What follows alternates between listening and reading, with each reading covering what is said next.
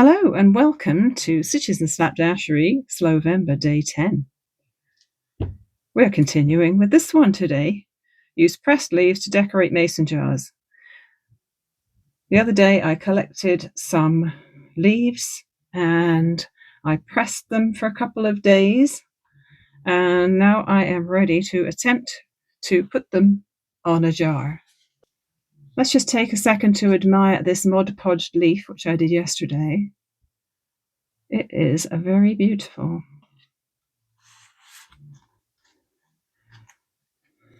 Love it.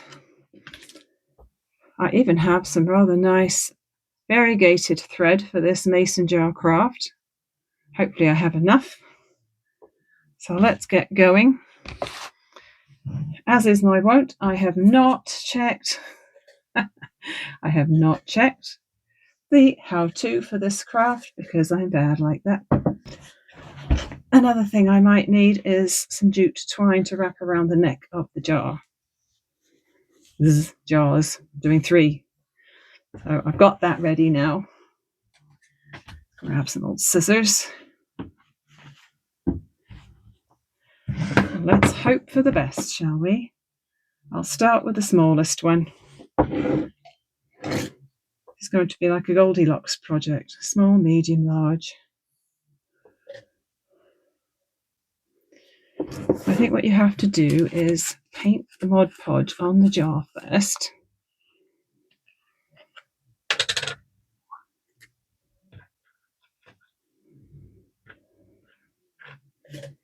I'm using a spongy foam brush today.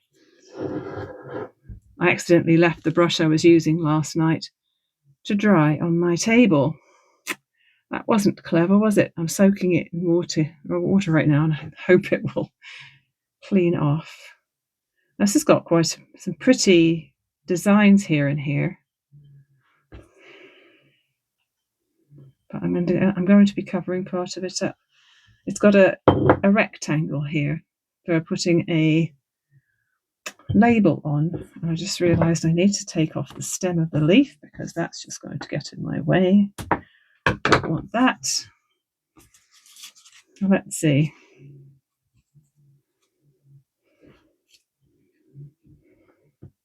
We will get going.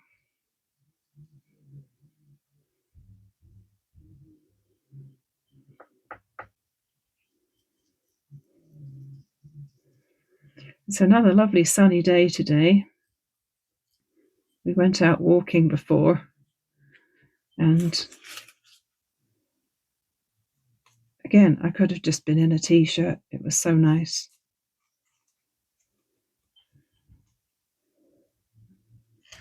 This is supposed to act like a glue as well as a sealer, and it's not sticking, so I guess that's what the thread is for. The suggestion on the website I saw was to wrap it with thread, and I can see why now.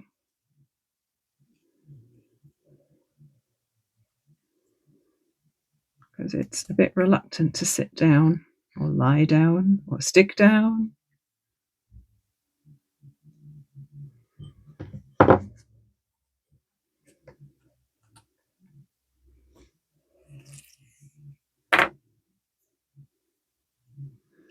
I'm not sure what the best way is to anchor the end of this thread, mind you. This is going to be fiddly.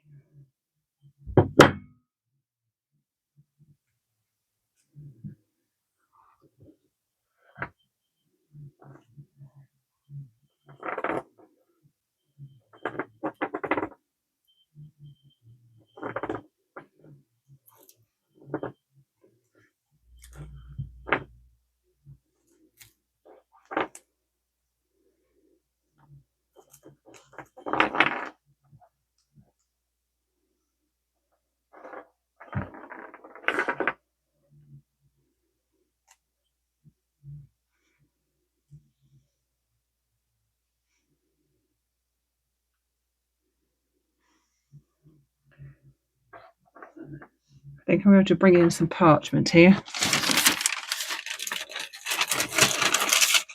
because because I'm going to end up getting Mod Podge all over my table otherwise.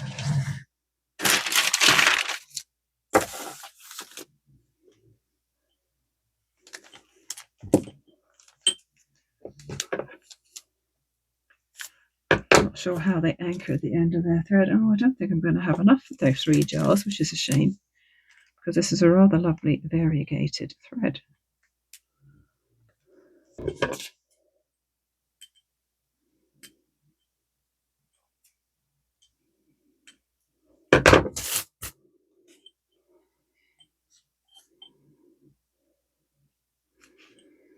Well, wrapping it in thread is a good idea because it definitely wants to fight you.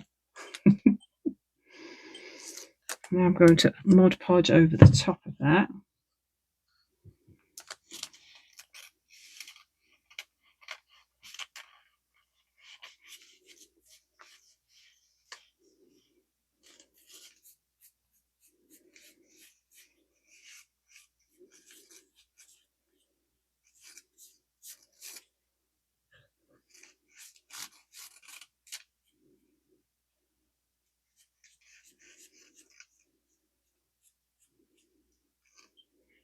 It's a start.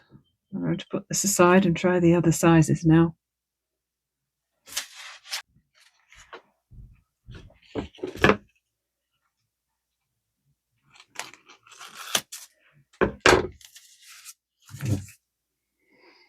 Now I'm going to try a medium-sized one. Again, this one's got some pretty stuff on it, but it's all on the one side, so I'm going to apply the leaf to the opposite side.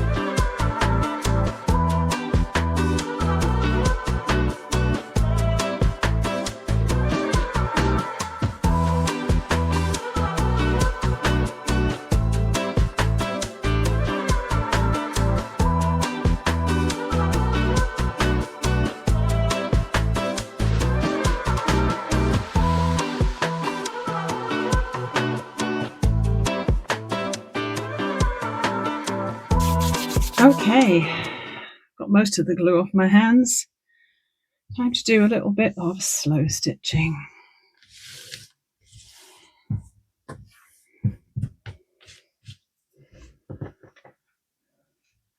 Looks like I actually stopped with the thread still attached yesterday. A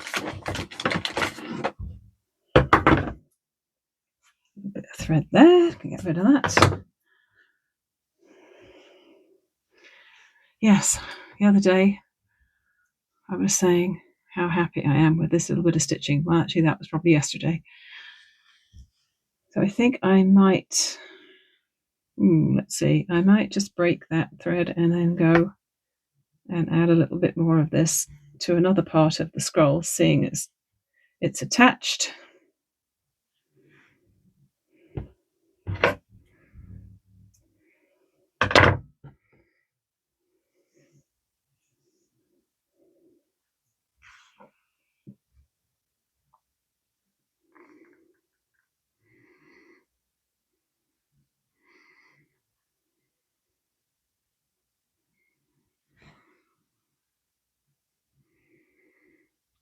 This is probably going to be a very wonky star because this piece of printing isn't even,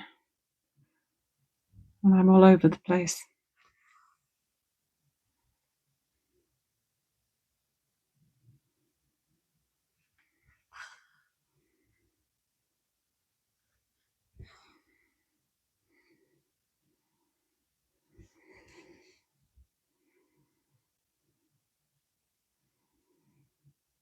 If I came up there, I could then do a little running stitch right through the white area of this square.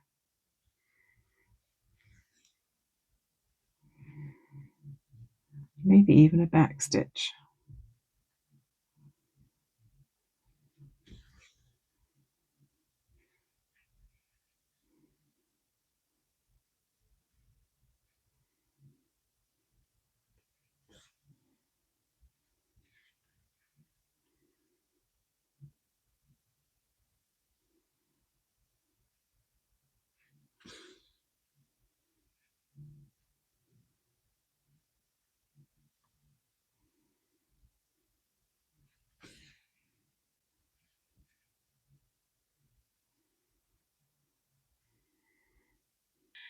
So let's talk about the game of wool, shall we? Have any of you seen it? I saw a thread on the main Ravelry forums about people discussing the game of wool and what they thought of it. Some said they hated it, some said they loved it, some said they were okay with it. So what do you think? If you don't know what that is, it's a new show on British TV called Game of Wool, and episode 1 is out, and it's hosted by Tom Daley, the Olympic diver who got famous for not just his diving, but also for his knitting and crocheting, which he was doing between dives to keep himself focused and relaxed. So some people like him, some people don't like him. I think he's cute. I've been following him on Instagram for quite some time and watching how he's grown with his knitting and crochet and come out with quite a lot of designs for things. Some of them are really wacky, some of them are fun, some of them are fairly sensible. And he has his own yarn line now. Michael's even carries his yarn line, or at least some of it. So it's exactly the same format as the Great British Bake Off or the Great British Baking Show, depending on where you look. And it starts out with 10 knitters. I mean, they might be crocheters as well, but the name of the show, and I've lost my needle now. Here it is. The name of the show is The Game of Wool, Britain's Best Knitter. And so from the bit I've seen the first episode. Obviously I don't get British TV here, and I don't know whether it is on BritBox or CBC Gem or anything, but somebody said something about it being on Daily Motion. And I don't find that a particularly easy site to use, having had numerous issues watching the whole episode on there. But I got to see it, which I'm happy about. And people were criticising Tom's outfit on Ravelry. They were saying they thought what he was wearing was ridiculous. I thought it was great. He was wearing a white kilt and lost my needle again. I've lost my needle again. He was wearing a white kilt and this sort of poncho-y, throwy thing, which, yeah, thought it was quite avant-garde and certainly not necessarily something I would wear because it was very long and trailing on the ground, so it seemed. I have literally lost track of that needle. It's okay, I have shoes on. If it went on the floor, it shouldn't stab me. But I can't see it on the floor. It's around here somewhere. It literally just dropped and disappeared.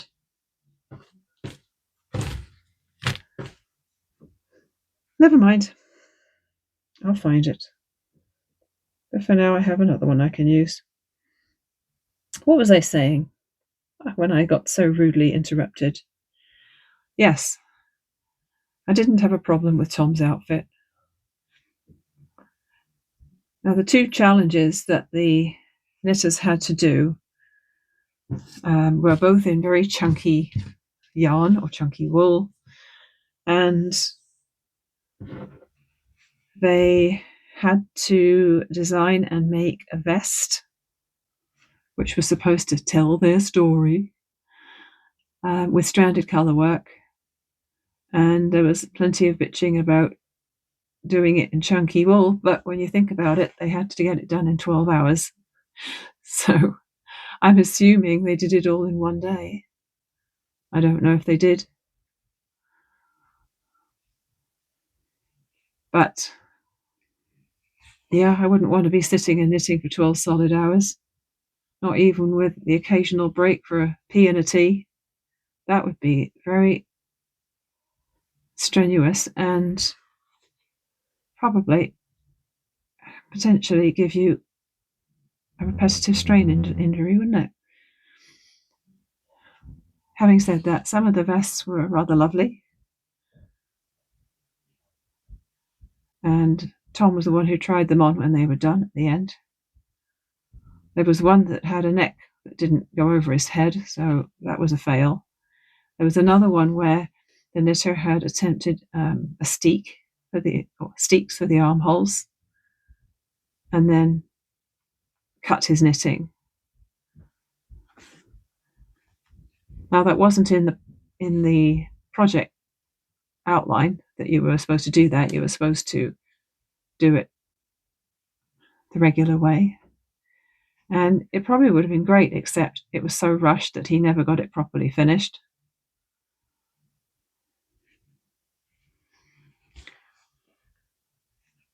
And then the second project was a team effort where they had to cover a couch with chunky knitting. So the 10 knitters divided into two teams, and they had to design and cover a couch. And I found both of the ideas were quite good. But unfortunately, one of them didn't get finished. So, of course, the people who collaborated on the one that was finished probably got extra points, extra brownie points for that. And so at the end of it, you get your best knitter, a bit like a star baker on the baking show. And then you get your person who has to go home because they didn't make it to the next round. All in all, I quite enjoyed it, really. And even though they called the stranded knitting Fair Isle, and really it wasn't strictly Fair Isle necessarily, but it was quite fun, and I think I would definitely consider making a colour work vest out of chunky yarn myself. In fact, that Karen anniversary cake I bought recently in the peppermint plaid colourway with all the lovely Christmas shades, that could be quite a good yarn to use. I don't at this point know what the colour lengths are for it though, but I was thinking if the bands of colour were quite large, I could then use colours from different parts of the yarn ball, to create the colour work in a band of a different colour. I found a pattern on Ravelry which would be perfect because it's just a very plain scoop neck vest with ribbing at the neck and the armholes. In fact, it's got a very wide band of ribbing at the bottom around the body as well, and that's rather lovely. So maybe that's my December project.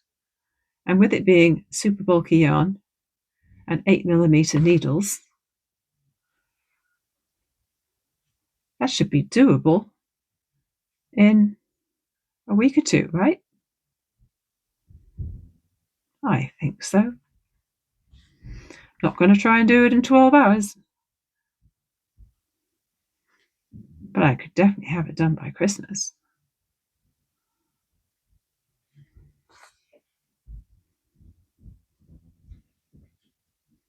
So let me know in the comments if you've seen that episode, what you thought of it, if you're going to watch it again.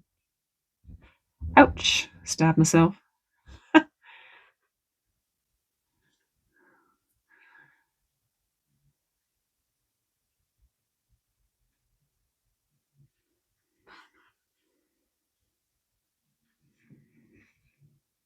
Oh, let's hope I'm not bleeding on the back. Oh well, it's just on the back. It'll be fine. I'm using red thread, so we're okay. So as for tomorrow, let's just talk about tomorrow. I have an 8-hour shift at work tomorrow. So that doesn't give me a lot of time to make a video. So I'm not sure what the activity will be, but it will probably be one of the quicker ones in my box of tricks. So if I pull a card that has a lot of commitment to it, I'll be putting it back and choosing a different one for sure. Otherwise, I'll be struggling to get it all recorded and edited in time for the day after. So just a tiny bit of progress today.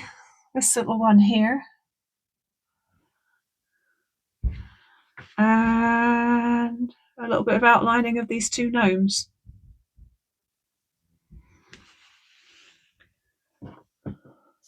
Very tiny amount of progress. So let's bring in the jars again, shall we?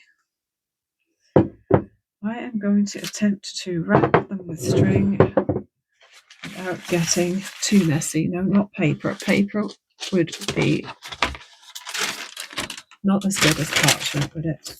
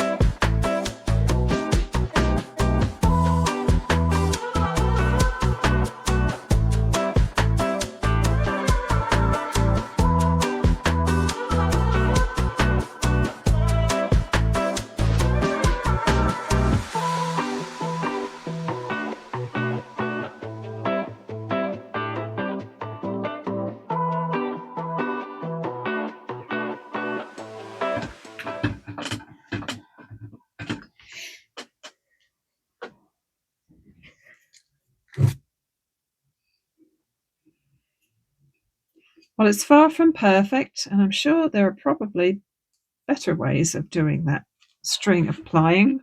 But at least it covers up the top of the jar in a rustic kind of way. So it obviously has a lot of drying to do. But I think I might try putting a candle in one. We're almost done for today, guys. I've just got one more thing I wanted to show you, actually. As usual, I got some good library books this week. Let me just grab the library books from under the pile of stuff. We're going to put this away. This card is now on the bottom of the heap because we're finished with it. I got these 3 books from the library on the weekend. This is one I had on hold. I had seen a thing about zero waste dressmaking, where you use as much of the fabric that you have as possible, preferably all of it, to use a garment.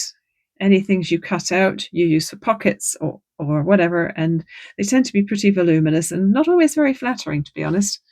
But I saw this one called Zero Waste Quilting when I was searching online, and I thought I'd put it on hold, and it came in.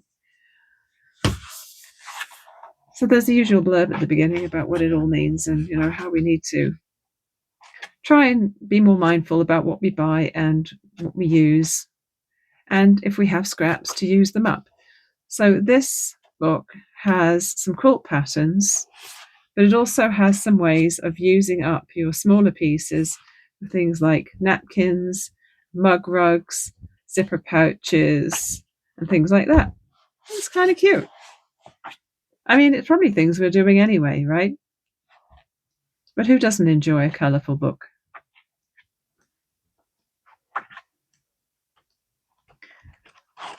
So I've had a quick flick through there, but I'm going to have a better look at it again before it goes back.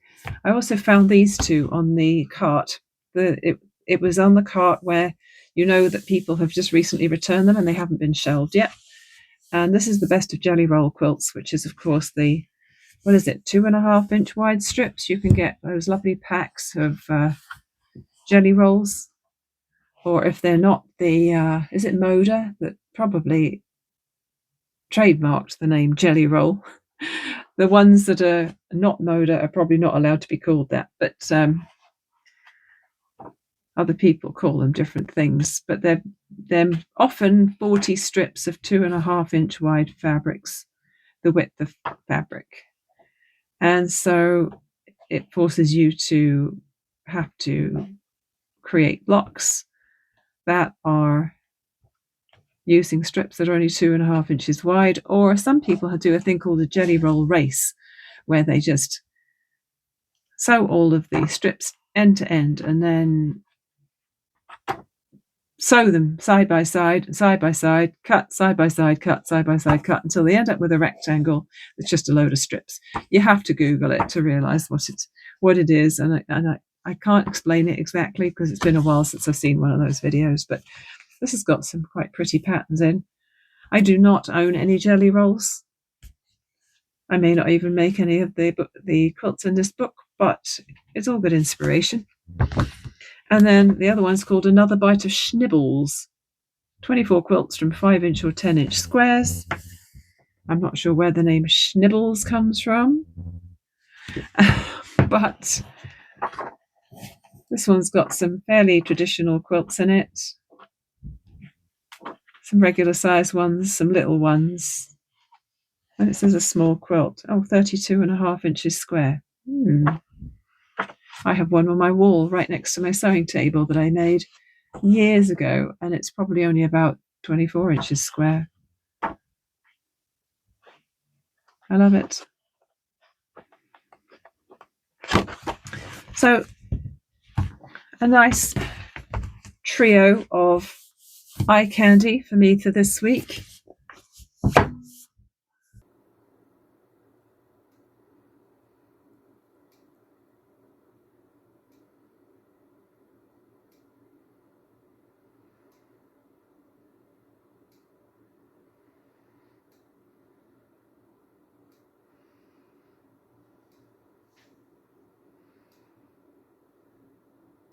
So that's it for today. I'm happily messy. I have glue all over my fingers and a couple of burns, but that's all part of the fun, right? I hope you enjoyed visiting with me today and coming along for the ride. As always, love to hear your comments if you have tried anything that I'm making, if you've got any other ideas for fall leaf projects or whatever. I would love to hear them. And I'll see you again tomorrow.